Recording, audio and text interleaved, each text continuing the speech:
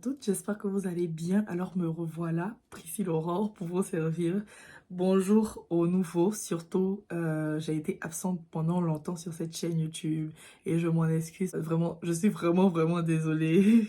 J'espère que cette fois-ci, je suis là pour un bon moment. Alors, comment est-ce que vous allez? Dites en commentaire comment est-ce que vous vous êtes senti quand j'étais pas là? Comment est-ce que vous allez? Tout ça, dites-moi tout, dites-moi tout.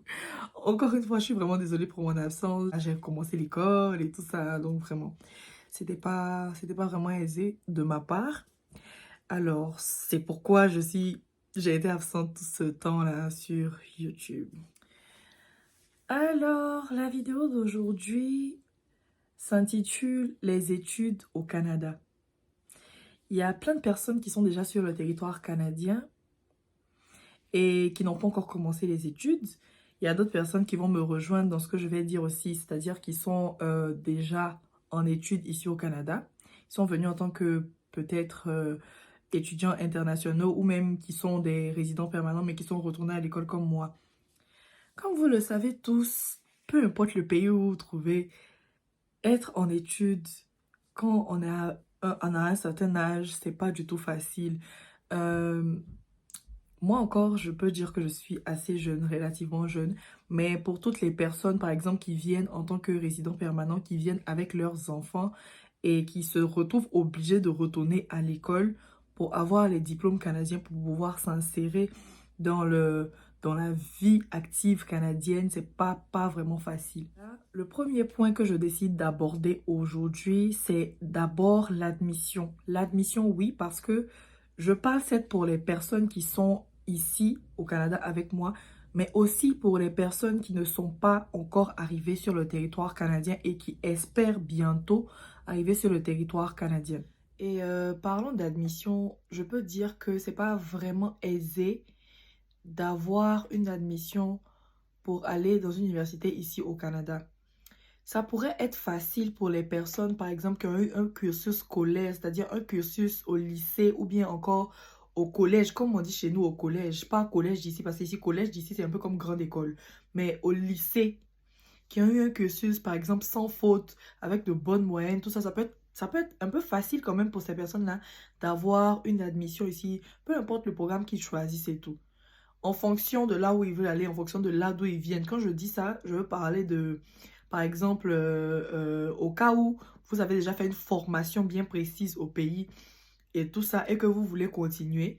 Si vous engagez, par exemple, dans la même formation et que vous avez eu auparavant, par exemple, si vous avez fait un BTS ou bien si vous avez fait une licence, par exemple, en droit, il serait possible pour vous d'obtenir une admission assez facilement ici au Canada si vous avez eu de bonnes notes, par exemple, pendant que vous étiez en train de faire votre licence ou bien pendant que vous étiez en train de faire votre BTS ou encore pour les personnes qui commencent directement l'université ici en tant que nouvel étudiant, c'est-à-dire que les personnes qui ne sont jamais allées à l'université au pays et qui viennent ici directement aller à l'université, si vous avez eu de bonnes notes au lycée, il n'y aura pas vraiment de problème parce que le Canada, en tout cas, recherche l'excellence. Mais pour des personnes assez moyennes comme moi, par exemple, ça, c'est un peu difficile en fait d'obtenir l'admission assez facilement. Pour ça, faudrait choisir des programmes ou des formations qui ne sont pas très en demande, où les gens vont pas forcément s'intéresser à ça et tout ça.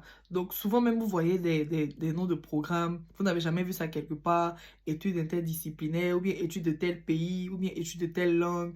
Les gens ne s'intéressent pas vraiment à ça. Donc quand vous faites les admissions, par exemple, pour aller étudier ce genre de choses-là, et qu'on regarde, par exemple, avec votre cursus passé, si c'est un peu lié, ou bien si vous venez directement du lycée, on peut vous accepter, peu importe le niveau de vos études passées en vrai. Je ne vais pas trop m'attarder sur le sujet de l'admission, mais en gros, c'est un peu ça.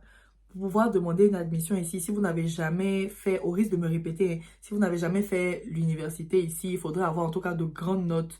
Donc pour toutes les personnes qui sont encore au lycée et qui comptent venir étudier directement au Canada, je vous conseille de bien travailler à l'école en fait. Travailler bien à l'école de telle sorte que vous pourrez choisir peu importe le programme en fait. Vous pourrez choisir le programme que vous voulez. Si vous voulez faire médecine, vous allez aller directement en médecine parce que vous avez de bonnes notes. Si vous voulez faire juriste, vous allez directement en droit parce que vous avez de bonnes notes. Vous n'allez pas passer par des chemins tortueux, avoir de petites formations ici au Canada d'abord avant de partir en fait. Et pour les personnes qui ont déjà un cursus, par exemple, estudiantin, déjà au pays avant de venir ici. Si vous avez de bonnes notes, il n'y a pas de problème. Mais si vous n'avez pas de bonnes notes, voilà, vous allez devoir vous orienter vers de petites formations ou encore vers les centres collégiaux, c'est-à-dire partir au collège et tout ça. Là-bas, c'est encore plus facile et tout. Par rapport à l'argent de la scolarité, je vais commencer d'abord par parler de, de la scolarité des étudiants qui sont résidents permanents ou des étudiants qui sont canadiens. L'État a mis en place, en fait, des institutions qui permettent d'octroyer des prêts à toutes les personnes qui veulent aller à l'école ici, étant résidents permanents ou bien canadiens, c'est-à-dire citoyens canadiens et tout. C'est pas le cas encore, on espère que ça soit bientôt le cas, mais c'est pas encore le cas pour les étudiants internationaux. Ce qui fait que, par exemple, tu vas à l'école, le gouvernement paye ta scolarité et après ton cursus scolaire, après ton cursus à l'université, tu as la possibilité, quand tu commences à travailler, de rembourser en fait une partie de la scolarité. Quand je dis une partie, c'est-à-dire que l'argent qui vient là, il y a une partie qui est gratuite, on appelle ça ici en anglais le grant. C'est un peu comme si c'était comme un don qu'on te faisait. Et il y a aussi le loan, qui est le prêt en fait. Évidemment, l'argent que le gouvernement donne, c'est, comme je l'ai dit, c'est pas gratuit et aussi, faudrait l'utiliser exactement pour payer la scolarité puisque c'est pour ça que ça a été donné. C'est pour payer la scolarité et puis pour payer les livres, tout ce qui va avec l'école. Concernant les étudiants internationaux, il y a pas grand-chose à dire parce que tout le monde sait que les étudiants internationaux, ils payent eux-mêmes leur scolarité. Quand je dis ils payent eux-mêmes leur scolarité, c'est-à-dire que leurs parents payent leur scolarité ou bien eux-mêmes, s'ils ont l'argent, ils payent eux-mêmes leur scolarité en fait. Voilà.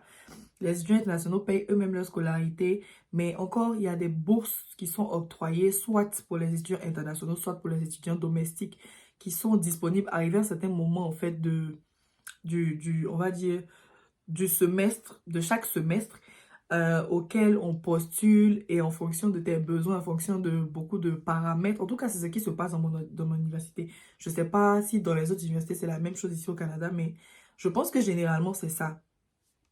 Et cette bourse-là te permet en fait de régler, par exemple, les impayés que tu n'as pas pu régler par rapport à ta scolarité, acheter ton ordinateur si tu n'en as pas un, acheter tes livres si tu n'en as pas pu acheter parce que la scolarité déjà même est chère et tout. Donc imaginez acheter les livres, acheter l'ordinateur, parce que ici l'ordinateur c'est obligatoire. Si tu n'as pas l'ordinateur, tu ne peux pas étudier en fait. Sinon, en général, les étudiants internationaux payent eux-mêmes leur scolarité, voilà. Et il y a certaines personnes ici aussi, résidents permanents, qui payent eux-mêmes leur scolarité parce que déjà, pour venir en tant que résident permanent, il faut venir en tant que travailleur, non? Quand tu viens en tant que travailleur, ça veut dire que tu as, par exemple, un peu travaillé ou bien venir en tant que résident dans un groupement familial, dans un regroupement familial, autant pour moi. Et tout ça, ça veut dire que aussi, bon, peut-être que ton mari ou bien ton papa a beaucoup travaillé, donc a déclaré beaucoup d'argent quand il faisait ses taxes et tout ça. Donc le gouvernement ne va pas forcément t'octroyer le droit d'avoir un prêt. Parce que quand tu as beaucoup d'argent, on ne te donne pas le prêt en fait. On se dit que tu peux payer tes études toi-même. Donc, quand tu payes tes études toi-même, il n'y a pas de prêt, tu payes tes études. C'est moins cher, en fait, par rapport aux étudiants internationaux, mais c'est quand même de l'argent et tout. Voilà un peu ce que je voulais dire sur l'argent de la scolarité chez les étudiants internationaux et aussi chez les étudiants domestiques ici au Canada. Alors, en troisième point, on va parler des cours. Comment ça se passe?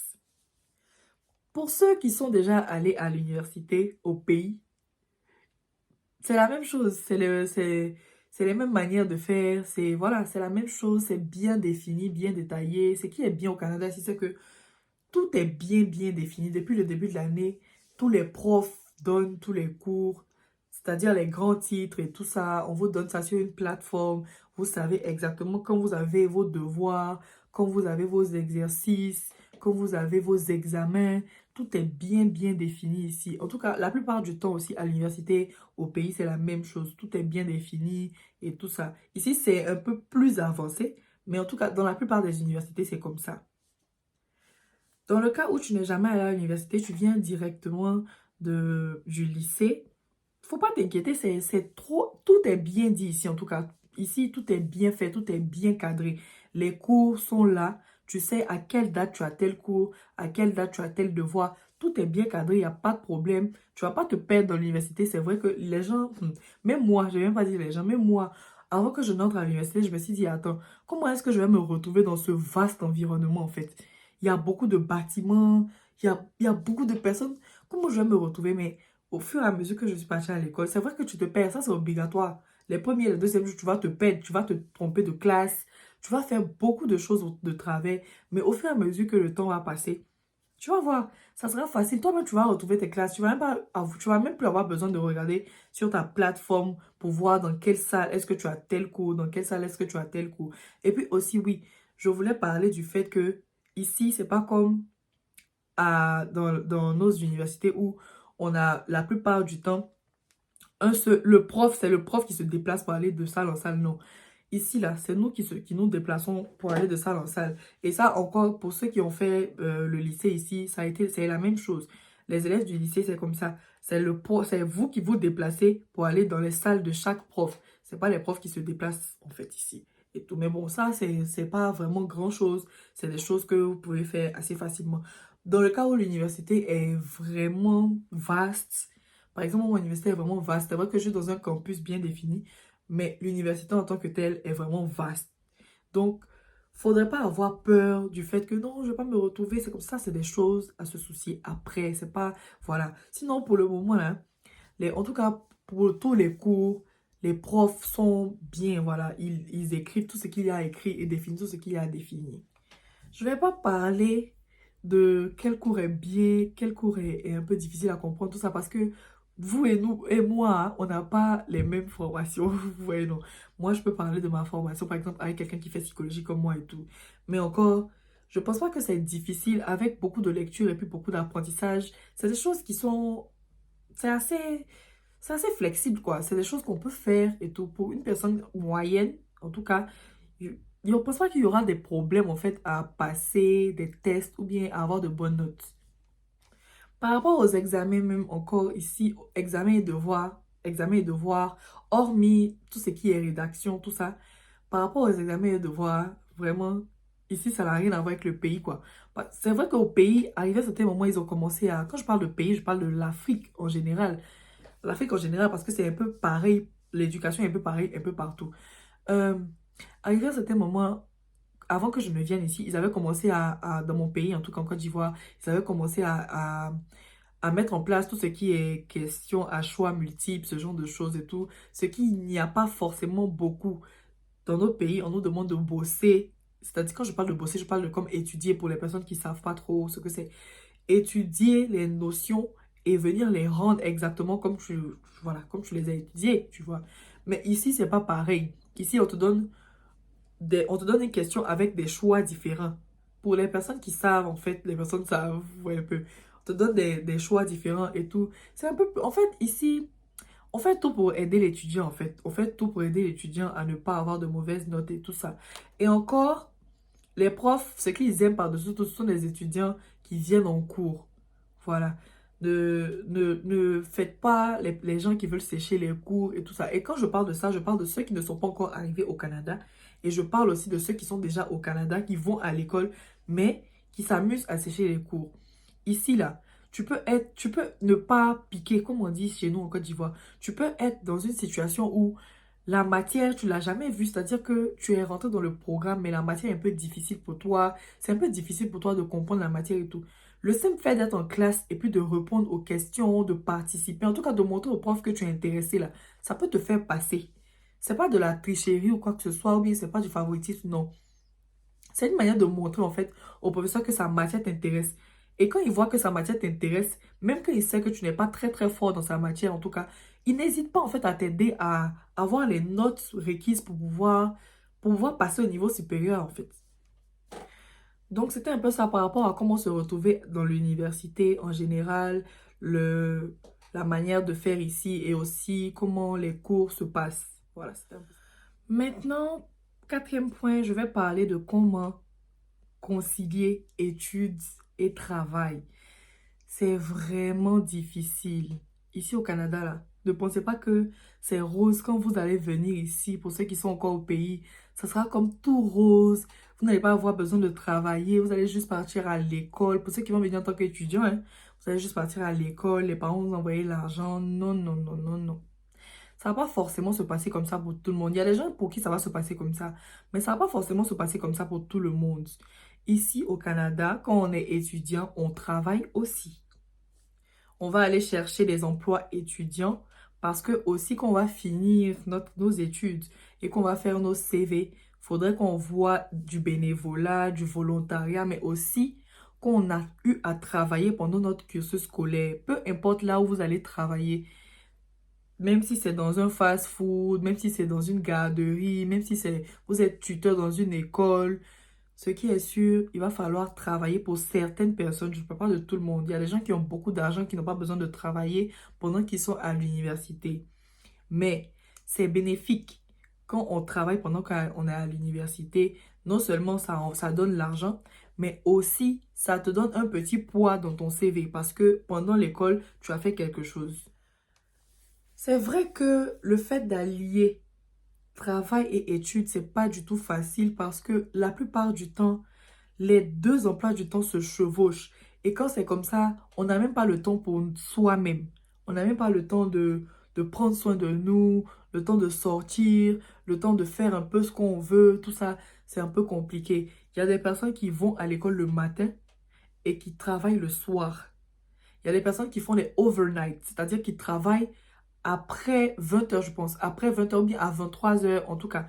Il y a des personnes qui travaillent les nuits. Il y a des personnes qui travaillent jusqu'à 5 heures et qui se lèvent à 6 heures pour aller à l'école.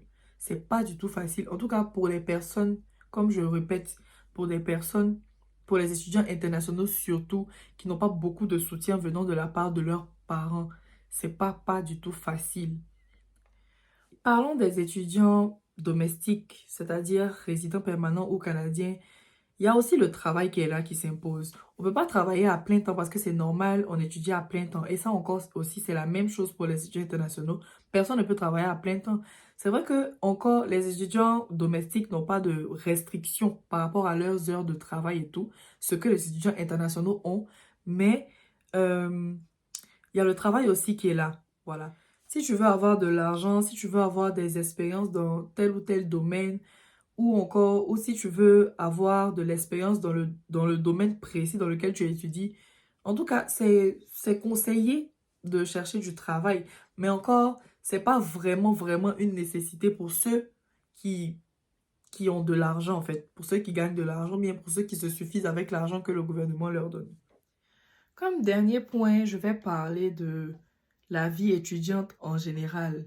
C'est-à-dire euh, les relations entre étudiants, les fréquentations, le- l'entourage, quoi, l'entourage à l'université.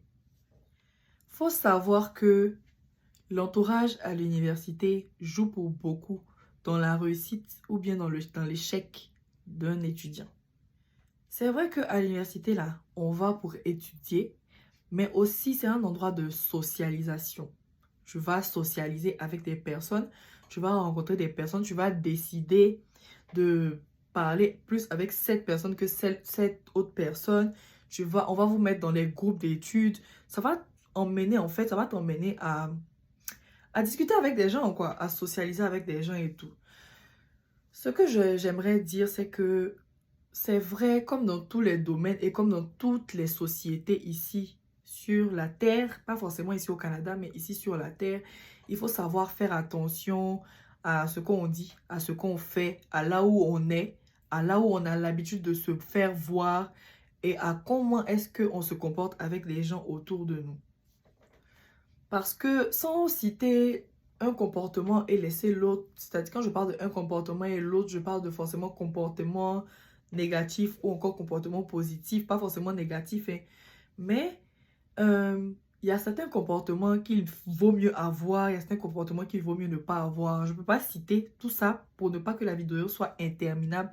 Mais en tout cas, il y a certaines personnes avec qui il ne faut pas forcément être. Et puis il y a certaines personnes, il y a certaines autres personnes avec qui il faut être. Par exemple, les personnes, en tout cas, qui vous montrent qu'elles sont vraiment dévouées au travail, les personnes avec qui vous êtes là, vous n'êtes pas là seulement que pour parler des gens ou bien pour parler d'autres choses qui n'ont rien à voir avec l'université ou qui n'ont rien à voir avec les études, ou encore s'asseoir dans des endroits un peu comme où il y a du bruit, des endroits où les gens aiment venir se montrer, où des gens aiment jouer, les gens, voilà.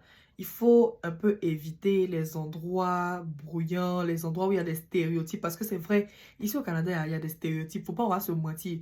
Faut pas, on va se voiler la face en disant que non, nous tous on est égaux, non, tout ça, tout ça. Hmm. Les gens disent ça, mais c'est pas forcément ça. Nous tous, on n'est pas forcément égaux partout.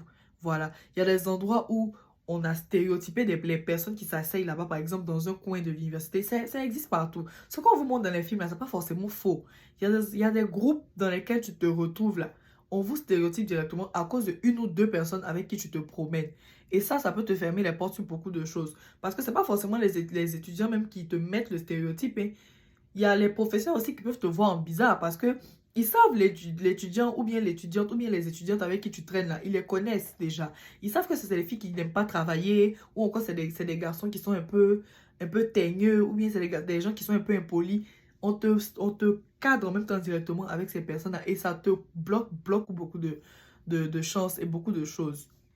Donc, il faudrait faire attention quand vous êtes à l'université, surtout pour les nouveaux étudiants, ceux qui arrivent directement ici. Ici, c'est un autre monde. Ici, ça n'a rien à voir avec le pays. C'est vrai que l'université, c'est l'université. Mais l'université d'ici, les personnes que vous allez rencontrer ici, ça n'a absolument rien à voir avec l'université d'Abidjan et les personnes que vous alliez rencontrer à Abidjan. Par exemple, si vous étudiez en Côte d'Ivoire, c'est pas la même chose. Ici, les gens sont plus ouverts d'esprit, c'est vrai. Mais il y a quand même une petite différence en fait que les gens mettent souvent, je dis pas tout le temps, et puis je dis pas tout le monde non plus, que les gens mettent souvent entre nous. Vous savez de quoi ils parlent, voilà. Donc ça aussi, il faut pouvoir respecter ça, faut pas forcer les amitiés, faut pas, voilà, faut pas brusquer. Les gens qui sont ici, là, ils aiment pas qu'on les brusque, ils aiment pas qu'on on est trop sur leur dos, tout ça, là, voilà. Les gens qui aiment un peu coller les gens, forcer un peu les amitiés, là, laissez vos forçages des amitiés, là, à Abidjan. Ici, on vient pas ici avec, ou bien en Afrique, on vient pas ici avec ça. Ici, là, la première des choses pour lesquelles vous êtes venu ici, c'est pour étudier. Mais vous allez forcément rencontrer des gens, vous allez forcément vous faire des amis. Faites juste attention à qui vous choisissez comme amis ici à l'université et aussi à comment est-ce que vous fonctionnez avec les personnes autour de vous. Pas forcément les amis, mais les personnes dans les groupes d'études, tout ça, ou encore dans les associations estudiantines, tout ça là, pour éviter de vous faire cataloguer en fait, d'attirer l'attention sur vous négativement parce que ça joue beaucoup. Demain, quand vous allez vouloir chercher de l'emploi ou tout ça là, ça va vous suivre en fait. Donc, quand on vient ici pour étudier surtout, il faut savoir comment se comporter. Parce que si tu te comportes comme si tu étais Canadien alors que non, tu n'es pas Canadien, demain, ça va te rattraper en fait. Voilà.